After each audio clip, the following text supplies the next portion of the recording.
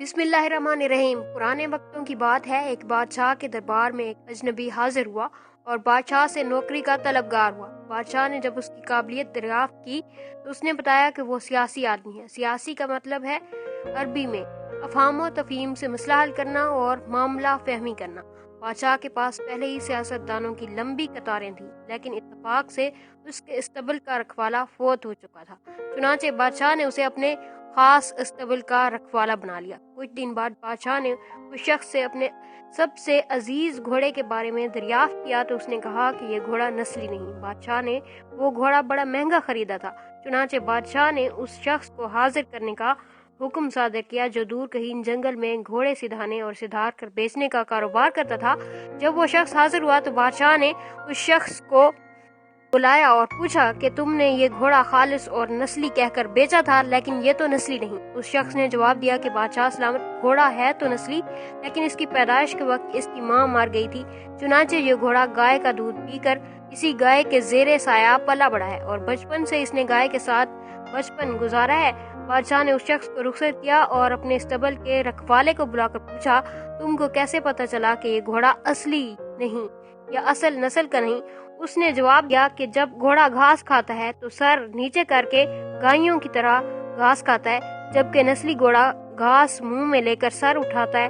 बादशाह उसकी फरासत से काफी मुतासर हुआ और हैरान हुआ और उसके घर में अनाज, घी, दुम्बे और परिंदों का आला गोश्त बतौर इनाम भिजवाया।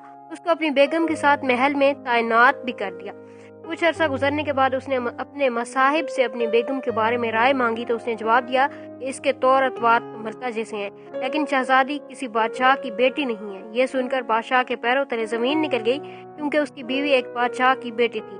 बादशाह ने अपने हवास दुरुस्त किए और अपनी सास को बुलाया और मामला उसके गोश गुजार किया। बादशाह की सास ने उसे जवाब दिया कि हकीकत यह है कि तुम्हारे बाप ने मेरे मियाँ से हमारी बेटी की पैदाइश पर ही रिश्ता मांग लिया था, लेकिन हमारी बेटी 6 माह की उम्र में फोत हो गई। चुनांचे हमने तुम्हारी बादशाह से करीबी ताल्लुकात कायम रखने के लिए इस बच्ची को अपनी बेटी बना लिया और इसकी परवरिश करके तुम्हारे साथ इसकी शादी कर दी। बादशाह ने मसाहिब से दरियाफ्त किया कि तुमको कैसे पता चला कि मेरी बीवी शहजादी नहीं है? उसने कहा कि उसका सलूक खादमों के साथ तो ठीक नहीं और बादशाह इस तरह नहीं करते। तो बादशाह अपने मसाहिब की फराज से बहुत मुतासर हुआ और बहुत सा अनाज और भेड़ बकरियां उसको बतौर इनाम दी और उसके साथ उसे अपने दरबार में तैनात कर दिया। कुछ अरसा गुजरने के बाद उसने अपने इसी मसाहिब से अपने बारे में दरियाफ्त किया। मसाहिब ने कहा, अगर जान की अमान पाऊं तो अर्ज करूं। बादशाह ने उसकी जान की अमान का वादा किया तो उसने कहा कि तुम हो तो बादशाह, लेकिन ना तुम बादशाह के बच्चे हो, ना तुम्हारा चाल चलन बादशाहों जैसा है। ये सुनकर बादशाह के पैरों तले जमीन निकल गई। अमान का वादा वो पहले ही कर चुका था। चुनांचे वो उस गुत्थी को सुलझाने अपनी वालदा के महल तक जा पहुंचा। पता चला कि माजरा क्या है। उसकी वालदा ने ये बात सुनकर कहा कि तुम बादशाह के नहीं बल्कि एक चरवाहे के बेटे हो।